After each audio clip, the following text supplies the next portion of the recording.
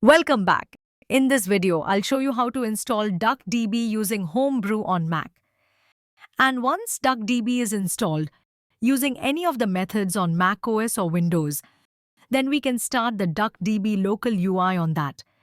Let's get started. First, once installed, you can start DuckDB's local UI by running this command in your terminal.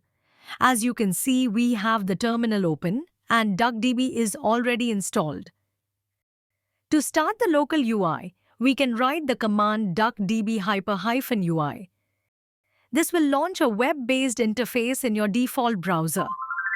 The UI provides a simple SQL editor where you can write and execute queries directly without needing any additional setup. Now that we have local UI opens, you'll see a clean interface with an SQL editor at the top and a results panel at the bottom. To test it out, try running a basic query like this. In the left panel, we have Duck UI Basics. Click on that, and as soon as we click on the link on the left panel, it opens the SQL editor on the center window, where we can write SQL queries, which can run on DuckDB.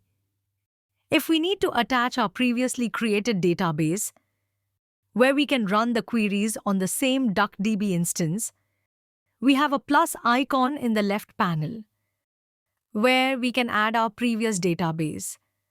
Let's click on this icon. And we have a pop-up, and it's asking to point to one database. For that, we want to give a location.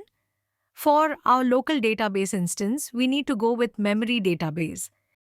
As soon as we provide the name of the database, it will create the database in the left panel. It's simple to create the local database and tables in this screen. If we choose this database and try to create a new notebook with our database, click on the plus icon on the notebook one.